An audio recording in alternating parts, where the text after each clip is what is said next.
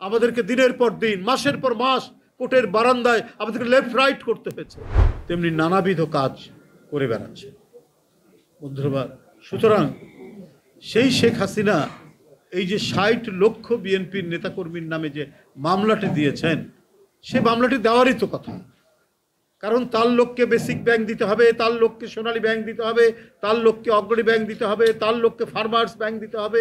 এই ব্যাংকগুলোর মধ্যে টাকা লুটে নেবে, এর জন্য মিছিল হতে পারে, প্রতিবাদ হতে পারে, এই জন্য নানা ধরনের কর্মসূচি হতে পারে।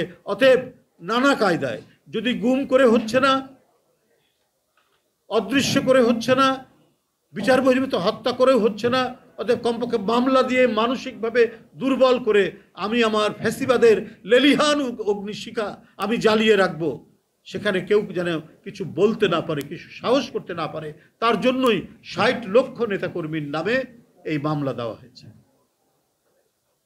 এটা জুলুমের এক ভয়ঙ্কর বহিঃপ্রকাশ ঘটিয়েছেন।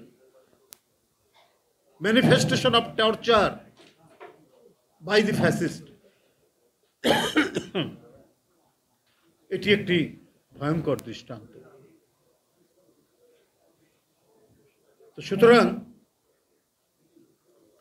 এই আমার এখন কথা হচ্ছে, শেখ হাসিনা ৫ তারিখে পতন হইতে চলে গেছে, এখন মোটামুটিভাবে ৮ মাস হয়ে যাচ্ছে অন্তর্বর্তীকালীন সরকারের রাজত্ব চলছে। যে সরকারের আমরা চাই সমালোচনা করি, আবার সমর্থনও করছি, যে এই সরকারের অধীনে সব কিছু ঠিকঠাক চলবে। একটা যে অবাধ এবং সুষ্ঠু নির্বাচন শেখ হাসিনা আত্মসাৎ করে এটা অদৃশ্য করে দেওয়ার চেষ্টা করেছেন, সেটিকে পুনঃপ্রবর্তন করবেন ডক্টর ইউনূস সাহেব। এটাই জনগণের প্রত্যাশা, এটাই জনগণ কাম্য করে। সেই জন্যই হচ্ছে আমাদের কথা বলা, যেটা অসীম এখানে বলেছে যে কেন এটা সুস্পষ্ট করছেন, কেন এই দ্বিধাদ্বন্দ্বের মধ্যে দোলাচ্ছেন মানুষের হৃদয়কে। পেন্ডুলামের মধ্যে ডিসেম্বর না জুন, এর মধ্যে দোল খাচ্ছে কেন, এটা সুস্পষ্ট করুন। এটা কথা বলতেই পারে। আর আমরা যেটা বলতে চাই যে ৬০ লক্ষ মামলা, আমি জানি না যে আমাদের মামলা প্রত্যাহার হয়েছে কি, প্রায় উকিল খবর দেয় কালকে কিন্তু আসবেন, আজকে একটা মামলা উঠতে পারে। কেন আজকে আমাদেরকে দিনের পর দিন মাসের পর মাস কোর্টের বারান্দায় আমাদেরকে লেফট রাইট করতে হয়েছে, আমাদেরকে কুইক মার্চ করে ওখানে হাঁটাহাঁটি করতে হচ্ছে, নির্মমভাবে আমাদেরকে এজলাসের মধ্যে দাঁড় করে রেখেছে।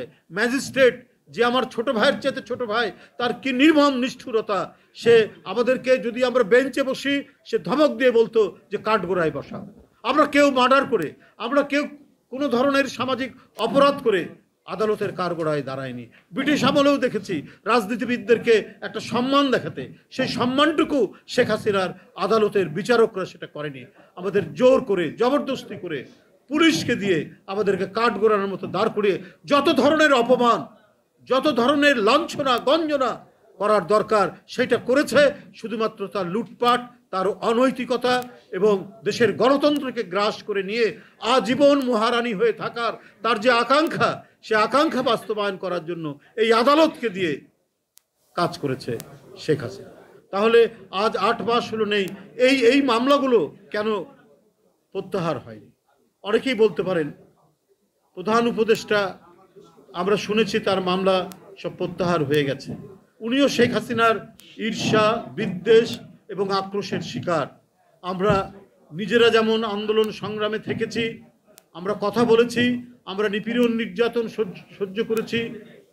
আজকের যিনি প্রধান উপদেষ্টা তার উপরে হয়েছে, ২-১ উপদেষ্টার উপরেও নিপীড়ন নির্যাতন হয়েছে। কিন্তু কথা হলো যে তাদের যদি প্রত্যাহার হয়ে যায়, তাহলে এই লক্ষ লক্ষ মানুষ, এটা বিরল। মাহাদি আমিন ঠিকই বলেছে যে পৃথিবীর অনেক দেশ আছে, ডেনমার্ক তার লোক সংখ্যা মাত্র 5 মিলিয়ন, মাত্র 50 লাখ, আর আমাদের নেতাকর্মীর নামে মামলা 60 লাখ। একটি দেশের জনসংখ্যার চাইতে বাংলাদেশে আসামির সংখ্যা বেশি। তো কেন এটি হবে? এই প্রশ্ন তো হতেই পারে, এই প্রশ্ন তো করতেই পারি। কখন দেশের এই বাংলাদেশ একটা স্থিতিশীল শাসনতান্ত্রিক পদ্ধতিতে চলে আসছে না অনেক দিন ধরে।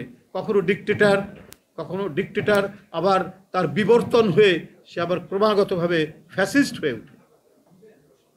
তারা ফ্যাসিস্ট হয়ে উঠে এই কাজগুলি করেছে। তাদের দ্রুত এটা নিরসন করা দরকার ছিল। যারা এই ফ্যাসিজমকে প্রতিষ্ঠিত করতে সাহায্য করেছেন তার মধ্যে অন্যতম হচ্ছে আদালত। জাস্টিস খায়রুল হক, জাস্টিস এনায়েতুর রহিম, জাস্টিস আসাদুজ্জামান, এরকম অসংখ্য না। এরা সবচেয়ে নির্দোষ যে নারী, জনগণের পক্ষে সংগ্রাম করেছেন নিরবচ্ছিন্নভাবে, শত নিপীড়ন নির্যাতন ভোগ করে জনগণকে ছেড়ে যাননি, মাটিকে ছেড়ে যাননি। এদেশের মৃত্তিকা, পানি, বৃক্ষ, এদেশের পাখি, এর মধ্যে যিনি নিবিড়ভাবে মিশে আছেন সে দেশনেত্রী বেগম খালেদা জিয়ার বিরুদ্ধে মিথ্যা মামলায় আসাদুজ্জামান তাকে সাজা দিয়েছিল। সেই সাজা আবার বর্ধিত করা হয়েছে উচ্চতর আদালতে।